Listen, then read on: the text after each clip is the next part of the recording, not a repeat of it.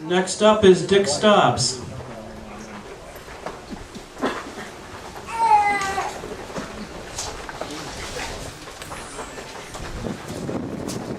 Thank you, Dan. Thank you, Dan. Jeff, I'd just basically like to say thank you to everybody. I was a candidate for Congress last year in the 6th District, and Ohioans for Concealed Carry was the first group to endorse me. I'm very proud of that. I've got a long history of supporting the Second Amendment. The other endorsement I received, since I'm a military veteran, former Army Secretary Tom White was a Black Horse Trooper, personally endorsed me. I was very proud of that. Just like to say about the veterans, I'd like to recognize the veterans. All the veterans here today, would you raise your hand? Veterans, active military.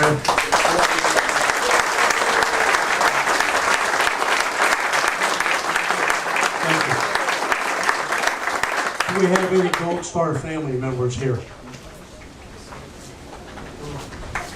It's actually my boyfriend. He just sat to the side. His son's over in Iraq right now.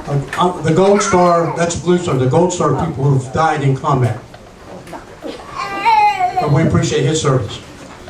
Just like to tell one story. When I was on the campaign trail last year, I was at the Mingo Junction gun club. They had a gun bash. There was about 400 people there, people just like yourself. And I looked out and they're like, you know, if I had to leave for an hour and somebody was going to watch my granddaughters for just an hour, I could pick anybody in that room, like I could pick anybody here, gentleman right there, leave my granddaughters with them, and not have a problem. Well, I was in Congress, where there's 400 guys over there.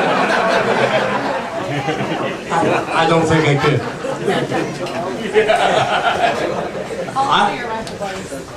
I brought a door prize today. I couldn't afford a box of ammunition since our president's run the prices up. So I have a baseball, and they'll talk about that later. It's a special baseball. But I'd like to thank everybody for coming out. I'd like to thank the chief for his comments about taking additional training. You talk about knowledge, skills, and attitude. You're required to have knowledge, a little bit of skill in Ohio. They don't require you to have attitude. I would also encourage everybody to take some extra training, get some more skill, and that survival instinct. When something happens, you're better prepared for it. You're not required by law, but common sense, you want to survive that shooting. And I'd like to close with one comment.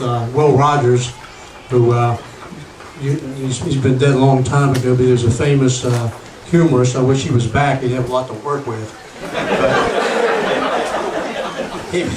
He made a comment about Congress. He said the difference in death and taxes is death doesn't get worse every time Congress meets. Thank you all.